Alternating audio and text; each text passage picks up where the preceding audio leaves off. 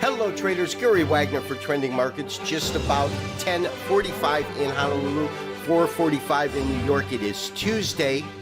It is August the 25th, 2015, and we have got a roller coaster ride going on.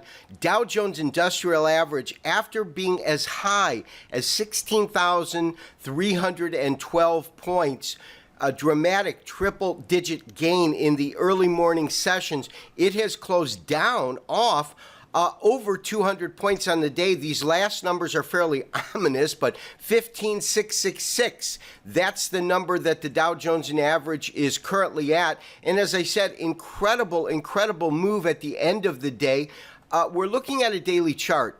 And really what you can see, this is the down point that we're looking at, standard candlestick charts, but it was trading in positive territory for the majority of the day, up about 100 points as we went into the last hour of trading, and then really sold off like a rock. Whether you want to call this a dead cat bounce or a bear trap, the point of this particular session is that it tells me that the institution, the large money in this market, is really not convinced that it was time to buy and that there might be more hardship ahead, that there might be more selling ahead, and that we might see lower pricing, and that the correction could easily be underway and not completed whatsoever. You can really see this on this daily chart, and as I said, an incredible turnaround. Same thing with the Standard & Poor's. When we look at the Standard & Poor's, and I'm pulling up a daily chart, of course,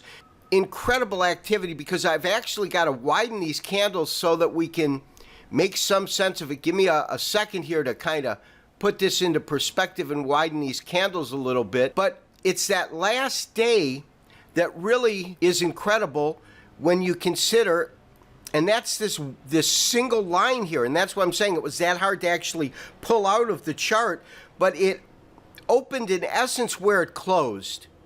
But you have this tremendous range in the market, but the market itself did not have the ability, the power to really sustain any kind of a rally today. And as you can easily see once we blow this chart up, is that this market not only closed lower, but gave up all of the gains that it received throughout the day. Now, our only active trade today has been crude oil, and crude oil did close in positive territory. Simply put, it is back up above 39. It has come off of the highs. The highs in this market were just below $40. Here's the highs that we had, roughly at $39.91. Of course, we recommended that you trail your stop down on our current short position. Your stop should be sitting above 40.20. So we managed to avoid getting stopped out of the market. And we have seen this before. We have seen this market, as it has come down, simply put, have these one-day kind of I look at it as a point in which you're pulling profits, the short players, many of them pulling profits, but you get these one-day spurts followed by a lower day the next day, and you'll get consecutive lower days. Here you have another small spurt, but you get these one-day spurts. So I'm not really that surprised after seeing the market dramatically decline yesterday, as we saw it break below 40, then break below 39. So my obvious recommendation is we don't want to move our stop and tighten it. We certainly want to maintain our short position in crude oil.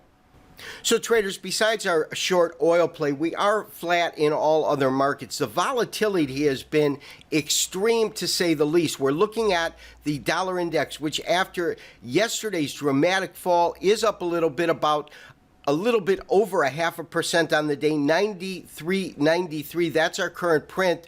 When we look at our daily chart, first in Japanese average format, you can see that in terms of areas that we were looking at, we're getting near a possibility in terms of finding some support in the market. But on the Japanese average chart, these candles are still certainly red. When we look at a standard candlestick chart, you'll be able to see the kind of move we saw today, in which it is closed midpoint in terms of the range. It has been much higher, but did sell off and still closed in positive territory. We just got done talking about the metals, of course. Metals extremely under pressure. Equities market returning back to pressure. Crude oil trading a little bit higher, but I would expect it to return to a state of correction in which we see lower pricing in crude oil. This has been Gary Wagner for Trending Markets. We will talk to you tomorrow for another report. Bye-bye.